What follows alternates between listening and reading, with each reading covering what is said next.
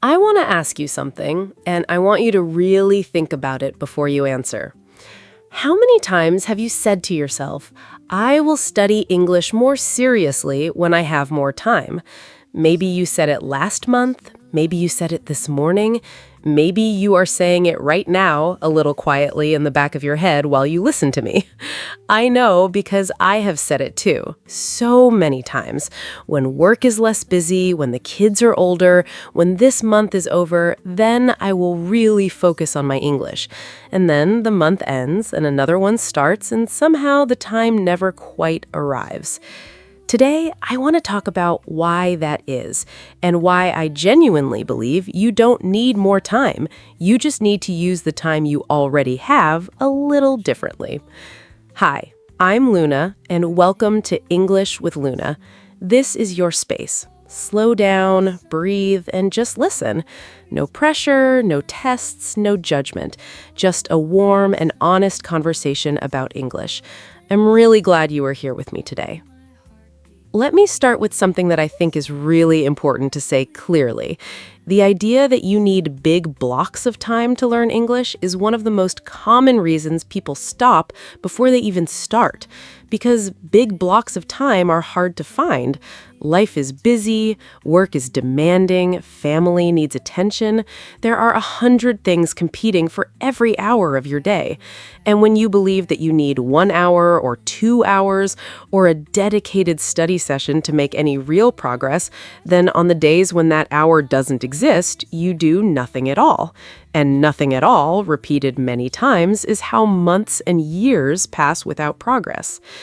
Here is something that changed how I think about language learning completely. A few years ago, I was in a period of my life when I had almost no free time. I had a lot of responsibilities, long days, and very little energy left at the end of them. I thought my language learning was going to stop completely. But then I started doing something almost by accident.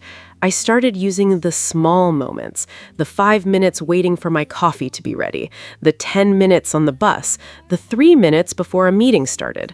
I started filling those moments with English, a short podcast, a few sentences of reading, a song I listened to carefully. And something surprising happened. My progress didn't slow down. In some ways, it actually felt more consistent than before because I was doing something every single day instead of waiting for the perfect moment that never came. Think about all the small moments in your day that are just sitting there, empty, waiting to be used. The time you spend waiting in line somewhere, the commute to work or school, the few minutes before you fall asleep at night, the time you spend eating breakfast alone. Most of us fill these moments with scrolling through our phones, looking at things that we will forget in 10 minutes. And I am not saying that's bad. Rest is important, and mindless scrolling has its place. But what if just 1 or 2 of those moments every day became English moments instead?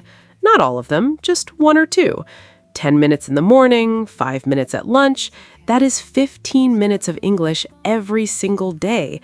And 15 minutes every single day is over 90 hours of English in 1 year. 90 hours for moments that used to be empty. I also want to talk about something that I think makes a big difference, and that is the quality of the time you spend with English, not just the quantity. Because 10 focused, engaged, genuinely interested minutes of English is worth more than 1 hour of studying while you are tired, distracted, and wishing you were doing something else. When you are really listening, when you are really curious, when the content actually interests you, your brain absorbs so much more. So instead of forcing yourself to study for a long time in a way that feels like a punishment, find something in English that you actually enjoy and spend 10 real, genuine, interested minutes with it. That kind of practice leaves something behind. It stays with you. Here is something practical you can start today. Not next week, not when things calm down, today. Look at your day tomorrow and find 2 small moments, just 2, where you could add a little English. Maybe it's listening to 1 English song while you make breakfast. Maybe it's watching a short video while you eat lunch. Maybe it's reading 3 sentences before you go to sleep. Write those 2 moments down. Make them specific. Not, I will study English tomorrow, but I will listen to one English song while I make my coffee at 8 o'clock in the morning. Specific plans happen, vague plans disappear, and those 2 small moments done tomorrow and the day after that and the day after that will build something real over time. Before you go, I want to leave you with one thought. The perfect moment to learn English is not coming. It's not waiting for you somewhere in the future when life is less busy and you finally have enough time. The perfect moment is now. This moment, these few minutes you are spending with me right now, this is it.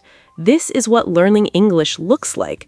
Small, quiet, consistent moments chosen on purpose, even on the busy days, especially on the busy days. Tell me in the comments, what is one small moment in your day that you could turn into an English moment starting tomorrow? I would genuinely love to know. Thank you so much for being here with me today, in this moment, choosing English. Take care of yourself, be kind to yourself, and I will see you in the next episode of English with Luna.